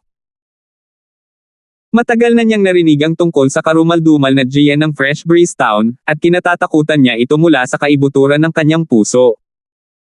Mas gugustuhin niyang mamatay kaysa maging lingkod ni Gian. Huwag kang mag-alala. Bahagyang pumalakpak si Alvin sa likod ng kanyang kamay at inaliw siya ng isang banayad na ngiti. Parang simoy ng tagsibol ang kanyang ngiti, at bahagyang nabawasan ang pagkabalisa ng dalaga. Young Master, ang baboy na ito ay nahimatay. Ang mataba ay binugbog hanggang sa siya ay napuno ng dugo at nag-blackout, dahilan upang mapahinto ang mga alipin ni Gian. Kalimutan mo muna siya, pumunta ka dito at tingnan mo. May nagtatangka talagang mangagaw ng babae sa akin. Sinulyapan ni Gian si Alvin na may mapanuksong ngiti. Sinong maglakas loob na subukan at agawin ang isang babae kay Young Master Fang? Tinitigan ng tatlong alipin ni Gian si Alvin ng may pananakot. Scram! Ang boses ni Alvin ay malamig at hiwalay, na parang nagmumula sa impyerno, na nagdudulot ng panginginig sa puso ng sinumang nakarinig nito. Si Gian at ang kanyang tatlong alipin ay natulala, maging ang karamihan ay napipi. Saan nanggaling ang walang ingat na lalaking ito? Anak, kilala mo ba kung sino ako? Tanong ni Gian na may malamig na ngiti, nakaramdam pa siya ng pagdududa kung kilala ba ng batang ito kung sino siya. Hindi ba ikaw ang walang kwentang batang iyon mula sa pamilya Fang? Umaasa sa kapangyarihan ng iyong pamilya na mang-aapi ng mga lalaki at sa pilitang mang-agaw ng babae. Nagtataka talaga ako kung wala na ang pamilyang Fade, ano ang mangyayari sa iyo? Malamig na tumawa si Alvin habang hawak ang malambot at maisla na mga kamay ng dalaga habang lumalabas siya sa karamihan. Patayin siya. Ang mukha ni Gian ay kulay ng bituka ng baboy at sumigaw siya sa sobrang galit. Oo, young master. Sumugod ang tatlong alipors patungo kay Alvin. Tumayo ka dito at huwag kang gagalaw. Banayad na pagtuturo sa batang babae, si Alvin ay walang kaunting takot nang kaharap ang tatlong alipors, at diretso siyang pumunta sa kanila upang salubungin sila. Napansin na niya kanina na ang cultivation ng pinakamalakas sa tatlong alipors ay nasa ikalawang antas lamang ng body tempering stage, kaya wala silang banta sa kanya. Bahagyang gumalaw ang binti ni Alvin at naiwasan ang pag-atake ng pinakamalakas na alipors habang dahan-dahan niyang nilalampasan siya. Paikot-ikot ang kanyang katawan ng mabilis, ang kanyang itaas na katawan ay nakahilig paatras habang ang kanyang mga braso ay gumuhit pabalik at ang kanyang gulugod ay nanginginig. Ang kanyang buong katawan ay naging parang isang mabigat na busog na hinayla sa hangganan nito at naghihintay na makalabas. Nakakulaps na kamao. Inilabas ni Alvin ang kanyang kanang kamao tulad ng isang arrow na umaalis sa bowstring, at ang kanyang kamao ay gumagalaw na parang landslide. Ang lakas ng kanyang buong katawan ay nakatutok sa kanyang kamao, at ito ay sumabog sa likod ng alipors, eksaktong dumapo sa kanyang gulugod. Gotcha! Ang alipin ay nagpakawala ng isang malupit at matinis na sigaw at mabangis na natangay. Pagkahulog sa lupa, siya ay nawala ng ulirat. Ang eksenang ito ay halos kapareho ng eksena kaninang umaga ng talunin ni Alvin si Xavier. Ang pagkakaiba lang ay nagpakita ng awa si Alvin nang talunin si Xavier at napilayan lamang ang isang braso. Gayunpaman, sa pagkakataong ito ay nabasag niya ang gulugod ng kalaban. Ang alipin ni Gian ay hindi na muling makakatayo sa kanyang buhay. Nadistorbo ang mga mukha ng dalawa pang alipors, at sila ay natigilan matapos makita ang pinakamalakas sa kanila na binugbog ng ganoon. Gayunpaman, kahit na napansin nila ang mahigpit na titig ni Alvin, pinilit pa rin nila ang kanilang sarili na umahan laban sa kanya. Bang! Bang! Para kay Alvin, ang pagtuturo ng isang aralin sa dalawang unang antas ng body tempering stage na martial artist ay kasing dali ng paglalaro. Casual na gumagalaw ng isang hakbang, itinaas niya ang kanyang mga kamay at inilabas ang magkabilang kamao upang basagin pababa mula sa itaas.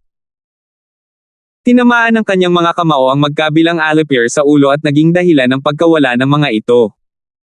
Naghihiwa ng kamao. Ito ay isa pang uri ng 5-element fist move mula sa format wheel boxing. Si Gian lang ang naiwan na nakatayo.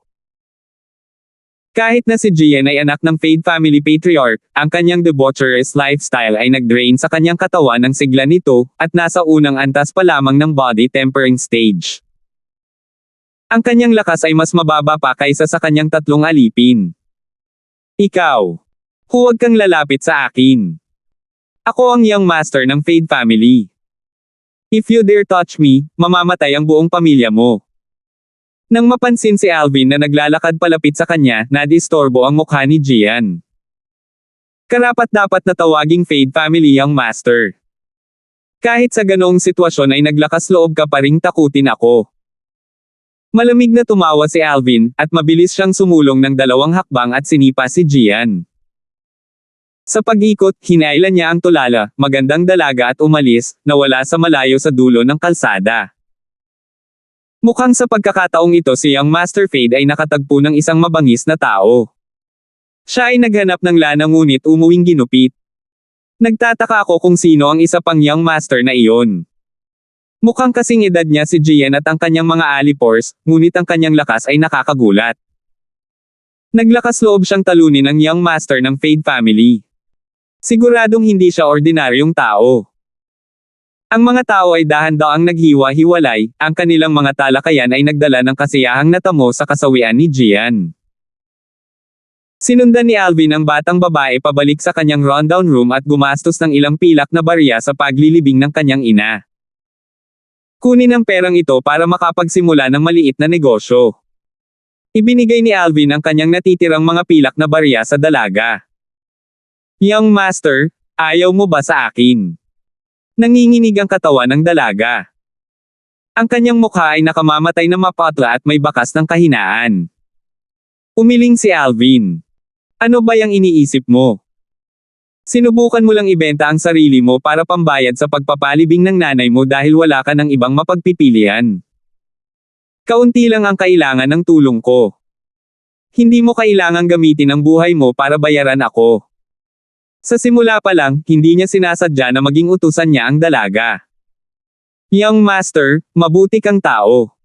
Hayaan mo akong sundan ka please. Patay na si nanay, at wala na akong natitira sa mundong ito, pakiusap. Inabot ng batang babae ang kanyang kamay at hinawakan ang manggas ni Alvin, at sinabi sa isang maislan at nakakaantig na paraan. Nang mapansin ang pananibik sa mga mata ng dalaga, nag-isip si Alvin. Okay, pwede muna akong sundan pa uwi, pagpapasya niya. Salamat young master. Agad namang ngumiti ang dalaga na parang bulaklak. Nang umalis si Alvin sa estate ng Lysander family siya ay nag-iisa, ngunit may kasama siyang ibang tao nang siya ay bumalik. Sa pagbabalik, ang napakagandang hitsura ng batang babae ay naging sanhi ng maraming mga disipulo ng Lysander family na tumingin sa kanya, at sinimulan nilang hulaan ang pagkakakilanlan ng batang babae at ang kanyang koneksyon kay Alvin. Abangan po ang kasunod mga master.